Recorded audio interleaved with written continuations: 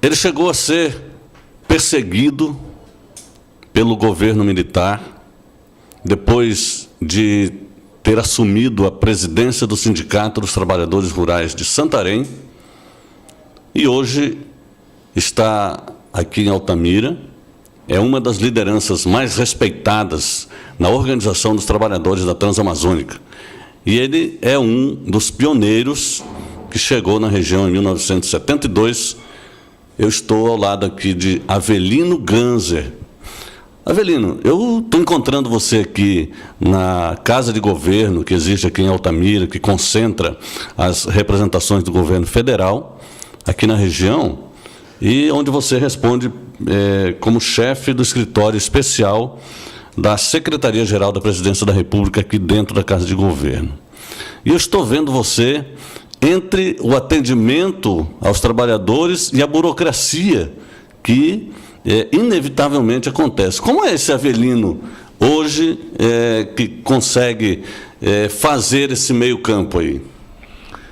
Bem, a vida dá muita volta e o que aconteceu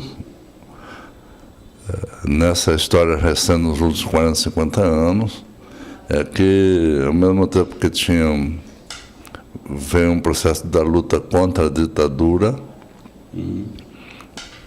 ao mesmo tempo uma luta pela democratização do país, e aconteceu, desde a década de 70, uma luta muito intensa da retomada, da reconstrução dos sindicatos no Brasil, a implantação do chamado novo sindicalismo, a busca de retomar as cooperativas, que todas elas tiveram intervenção militar com o golpe militar de 64. Então, e construir uma cultura burocrática das próprias cooperativas, e veio a participação política nesse contexto todo, principalmente, acredito, no Brasil, veio muito a partir do Concílio Vaticano II, mas a teologia da libertação, e o próprio processo da organização das comunidades eclesiais de base veio a construção de uma geração onde eu tive a sorte de ser encontrado, e a gente vai nascendo com uma visão de participação nessa sociedade. Então, essa geração, eu acho que é uma geração vitoriosa, que eu faço parte dela. Assim, por quê? Porque nós lutamos muito para a democratização do país, para derrubar a ditadura, enfrentamento, né, com muita dor, com muito sofrimento, né, e eu vejo isso no nosso sindicato, por exemplo, dos trabalhadores rurais de Santarém, o que foi construir a oposição sindical, o que foi construir a corrente sindical Lavradores Unidos, e depois, nesse processo de eleição de uma diretoria a partir da década de 80, quando veio o processo de democratização do país, e de lá para cá, esse novo processo que culminou com 80 a partir da década de 80, 83, a criação da Central Única dos Trabalhadores. Eu terminei sendo puxado pela base rural no país inteiro, com 5 mil, quase 6 mil delegados no Congresso de Fundação da CUT, para a vice-presidência da CUT, morando aqui na linha gaúcha, na Transamazônica, e sendo eleito o vice-presidente da Central Única dos Trabalhadores para implantar a Central Única dos Trabalhadores no Brasil, com a importância estratégica naquele momento da presença de muitas centrais sindicais internacionais, com reconhecimento internacional, e já com a projeção da nossa experiência sendo solicitada por toda a América Latina, o Caribe, parte da África, mesmo a Europa, Estados Unidos, a parte da Ásia, tipo China, tudo, que só depois de muitos anos, por exemplo, eu mesmo fiz a primeira viagem para a China para fazer um corte, porque eu terminei sendo a pessoa que foi abrir as relações diplomáticas da CUT com a Central Sindical Chinesa. Então é todo um processo, como é que você sai de dentro da roça, cumprindo o seu papel enquanto profissional agricultor, mas ao mesmo tempo tendo chance, como é que você pode renascer para a luta. Para explicar a minha tarefa aqui, é um pouco esse processo. É bem complexo. É por causa disso, porque com a eleição do presidente Lula, em 2002, a posse 1º de janeiro de 2003, eu, em vez de ir para o governo, eu voltei para a roça. Eu disse, eu quero ajudar o nosso governo a partir da experiência dentro da roça e tentar desenvolver, porque tinha ajudado muito a desenvolver a política do Pronaf e tal. E quando veio depois o mandato da presidente Dilma, numa conversa com o próprio secretário-geral da presidência, Gilberto Carvalho e tal, eu disse, olha, eu estou disposto a colocar essa experiência, estou querendo fazer essa experiência institucional. Aí, do começo, era mais para fazer um debate de ajudar a organizar a relação do governo democrático popular e as organizações sociais. Como você faz um processo de governo, mas, ao mesmo tempo, não constrói uma relação de confiabilidade, mas de independência, sem você trabalhar para colocar o sindicato, tipo, botar neles uma chapa branca, mantendo a autonomia. E como tinha tomado a decisão de implantar aqui talvez a maior projeto do PAC no Brasil, e uma das obras mais importantes a nível internacional, que foi a chamada hidrelétrica de Belo Monte, a complexidade disso, e ao mesmo tempo o governo precisando de implantar, por causa da necessidade de geração de energia, mas ao mesmo tempo queria fazer uma experiência também pedagógica que fosse tentar acumular como desenvolver os grandes projetos na Amazônia. Então, tanto do ponto de vista do governo, a relação com os empresários e na relação com os movimentos sociais das populações indígenas. Então, esse foi um processo, criou aqui o chamado Plano de Desenvolvimento Regional da Transamazônica do Xingu, PDRS Xingu, criou uma câmara, criou as câmaras técnicas, aí criou um comitê gestor paritário entre governo e sociedade civil, e o governo das 3 esferas, governo federal, estadual e municipal, e a sociedade civil. Então, quando a coisa começou a pegar, então veio o debate de que nós deveríamos trazer o governo federal mais próximo da realidade. E foi aí que se tomou a decisão, o presidente Dilma, de criar aqui a chamada Casa de Governo, formada por uma representação do Ministério do Planejamento e do Ministério da Secretaria-Geral da Presidência da República, formando os processos e coordenando a política de todo o governo federal na região. Bom, eu gostaria de voltar, Avelino, você como pioneiro. Chegou você com a sua família, foi trazida pelo governo federal, não é? Como foi esse começo aqui na Transamazônica, na linha gaúcha, que vocês formaram logo depois, e o que realmente que facilitou, que motivou você, o seu irmão, que também é deputado hoje, a família Ganser, enfim, a se destacar no movimento social e até no movimento político, porque o PT foi surgido ali na linha gaúcha, né, junto com esse trabalho de mobilização popular. Não, primeiro, nós viemos por uma necessidade atrás da esperança de ter um pedaço de terra. Chegamos na década de 70, basicamente 72. Quando você chega em Miritituba, lá na verdade é um bairro de Itaituba, do lado no margem direito do rio Tapajós. A gente já leva um choque, bota dentro de um barracão, um monte de família desconhecida, um barracão de palha. A gente é simples, colono, não tem problema. Família de vários locais do Brasil. De vários locais do Brasil, com sotaque diferente. Daqui a pouco tu tá ali, tu reunia com 4, 5, 10 estados diferentes, cada um com sua história.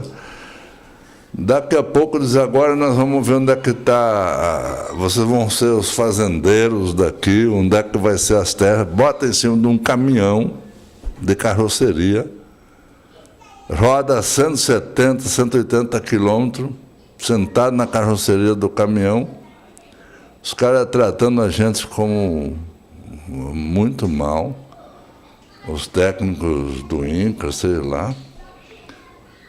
E quando desce lá na estrada, começa a puxar um caderno, aqui que vai ser a fazenda. Dizer, só a Transamazônica está lá ferida no meio da floresta. E aí bota a gente lá, a gente fica olhando, cadê? Porque nós tínhamos promessa de ter uma casa, 2 hectares de terra já para a gente plantar, diz que ia ter uma vaquinha, que não tem nada. Derruba a gente na beira da estrada lá, vê, eu me lembro como fosse hoje, a minha mãe que hoje, a Ana Carolina, a minha mãe que já é falecida já há tempo, à noite, aqui que bota a gente na beira da estrada, nós carregamos alguns pedaços de tábua, coisa, e quem veio do sul trouxe na mala 20 quilos, que podia trazer no avião, que nós viemos de avião, diferente de outras partes do Brasil que vinha no pau de arara. Aí tem aquela formiga tucandeira. Quando vi, minha mãe estava invadida, começou quase morre de tanta mordida, coitada da minha mãe. E isso estava no chão? No chão, à noite. Foram literalmente jogados no mato. Na beira da estrada onde o trator tinha empurrado. A gente tinha vindo uns dias antes tentar fazer para ver a terra, mas não tinha nada. Bota ali. Aí que nós fomos fazer, começamos a fazer o barraco, ninguém nem sabia mexer. Como é que faz a cobertura do babaçu, o taperi? Ninguém sabia. Nós só fomos aprender depois, inclusive quando encontramos o caçador de gato, maracajá, onça, que tinha uns caçadores profissionais. Porque quando nós botamos, veio a primeira chuvinha lá uma noite, a água molhava tudo embaixo, porque a gente não sabia. A gente sabia ter a tecnologia de fazer com telha, fazer com tabuinha, né? Cortar o pau, lascar. Depois nós fizemos. Bom, aí... Quantas pessoas, Avelino? Sua mãe? Nós viemos pai, mãe e 9 irmãos. 9 irmãos. Dormiu na primeira noite ao relento. Solteiro, o Aristides, eu era solteiro, o Aristides, o Oralino e a Isilda. O resto eram casados da família. Não, o Valdir também era solteiro. É. Então, aí nós... Todos ao relento na primeira noite. Pega tudo ali na beira da estrada e no dia seguinte começa a fazer os barracos, né? Só que vai atrás de onde tem água, vai atrás de onde... Então, esse mundo. Quando passa um tempo, a gente começou a brocar, derrubar, e aprender, porque meu pai que sabia, nós não sabia mexer com derrubar matas. E agora, no machado, aprende tudo esse negócio, né? Quando começa a fazer isso, depois começou a dar a dita malária. Malária é hepatite. E aquela praga daquela malária, alguns, meu pai não atacou, eu não peguei, mas teve outros da família que pegou. Aí nós estava... Já havia assistência? Só em Itaituba, 180 quilômetros de distância. O transporte era quando passava um carro do INCRA, e às vezes passava 2 vezes por semana, às vezes não passava. Transamazônica inicial, uma coisa assim. Aquele processo todo dolorido foi no sentido de mexer com a gente. Quando veio o Frei Pedro, ele chegou, poucos dias que nós estávamos lá, nós já tínhamos limpado na beira da estrada, tudo e tal. Chegou e disse, olha, nós vamos começar a organizar a comunidade. A gente não sabia o que era a comunidade, acostumado no Sul, mas a igreja, comunidade, foi uma coisa nova. Organizar a comunidade. E nós precisamos fazer um trido, um curso de 3 dias, vai ser em São Luís, Itaituba, subindo o rio Tapajós, fica do lado, subindo, fica do lado direito, mas na margem esquerda do rio Tapajós, ali São Luís tem uma... Aí ele conversando, aí celebrou a missa, quando foi na hora de celebrar, ele perguntou, quem é que sabe ler? Aí eu levantei a mão, o pessoal, todo mundo, a maioria sabia ler, com exceção do meu pai, minha mãe, por exemplo, analfabeto, né? Aí deu lá a Bíblia para mim ler, e na hora de escolher, ele disse, precisa de 2 pessoas para começar a fundar a comunidade, para fazer o curso do trido, lá em São Luís. Vai aqui como é seu nome mesmo? Avelino. Então vai o Avelino, ele me indicou. Vai o Avelino e quem mais? Aí Dona Érica levantou a mão, Dona Érica Scalabrini, e terminou sendo os 2 indicados para ir para o trido lá. Aí nós arrumamos aquele negócio, tem que ver o dia que vai com o pessoal do INCRA e tal. Aí vai. Quando chega, nós fomos fazer esse curso lá, o trido. Na preparação, e toda aquela metodologia do Frei Pedro pediu umas pessoas para formar uma fogueira e tal. Quando chegou a noite para a abertura do trido, aí eu tinha ajudado a fazer essa fogueirinha e tal.